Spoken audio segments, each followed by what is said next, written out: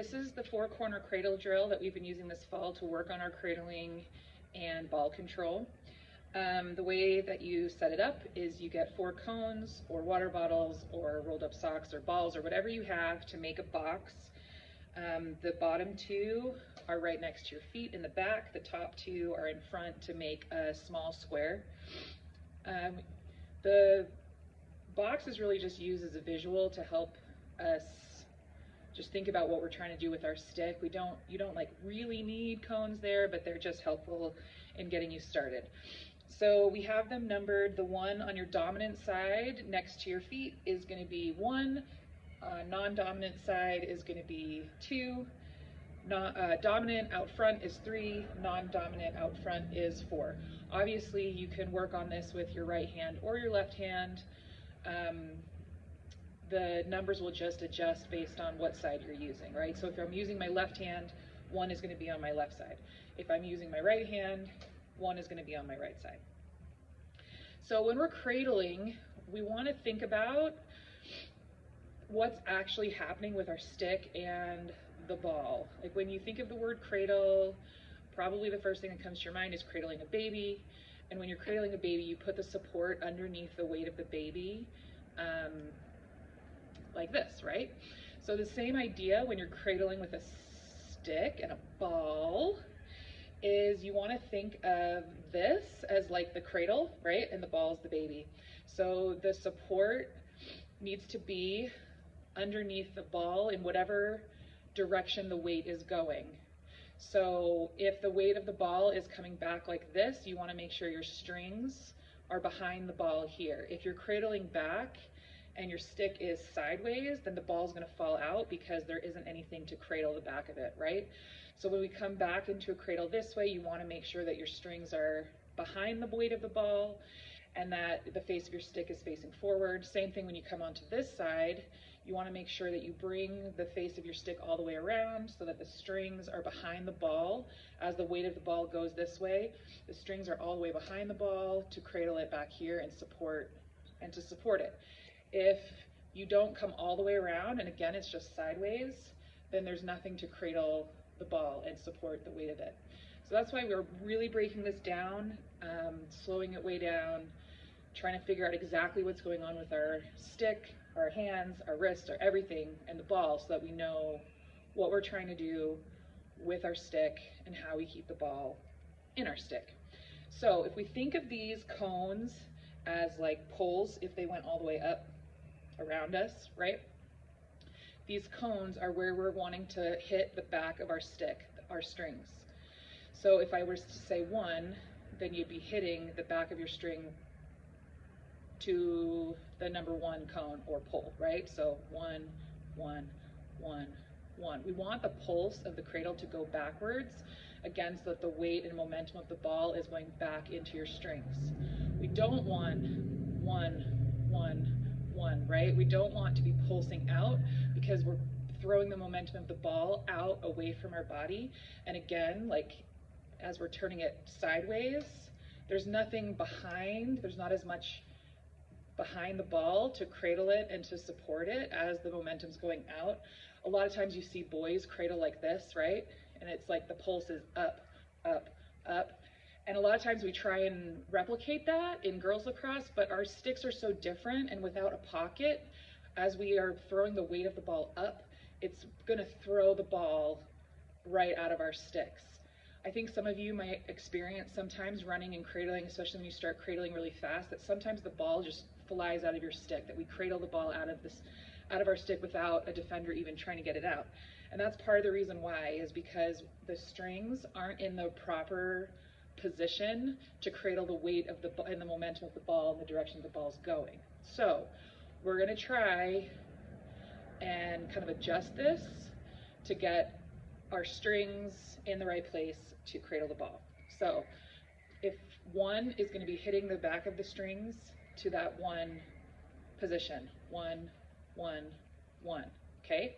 If we go to 2, we're going to be pulsing the back of the strings to that imaginary 2 pole, 1, 2. Okay, I'm just doing it one-handed now because I've got a ball in my hand, but you're going to work both of your hands together, 1, 2, 1, 2. See how my hands are stacked on top of each other and working together? 1, 2, coming across my body. I'm not just moving my top hand and letting the stick like twist in the bottom of hand. I have a firm grip on the bottom and the top and moving together. 1, 2, 1, 2. And my hands are moving together, not opposite. Okay? 1, 2, 1, 2, 1, 2. Okay, so I would start practicing that without a ball, just so you can get the feel for it, and then do it with a ball. 1, 2, 1, 2, 1, 2. Same concept when you're adding 3 and 4.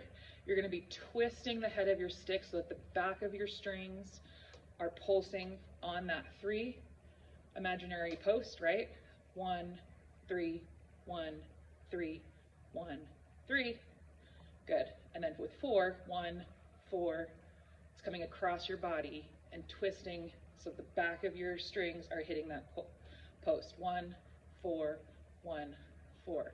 So if you were going to go around the numbers, 1, 2, 1, 3, 1, 4.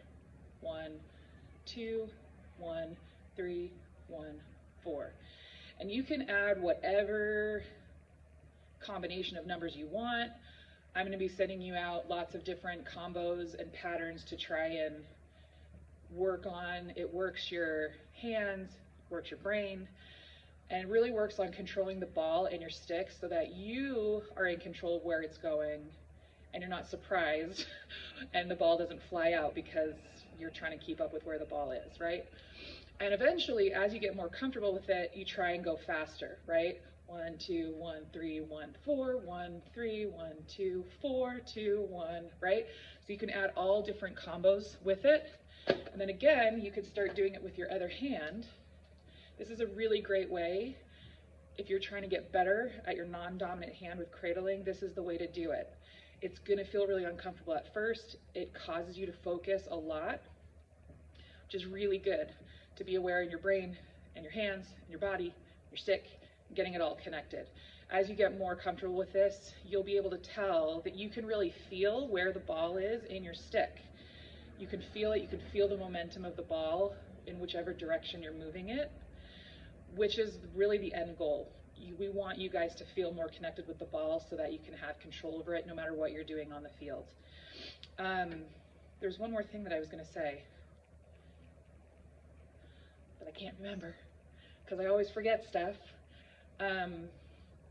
So just keep working on that, and you can start doubling it too, like 1, 1, 2, 2, 2, 1, 3, right? So if cradle is going to end up being on one side with the pulse of the cradle coming back, so this would be your cradle, right?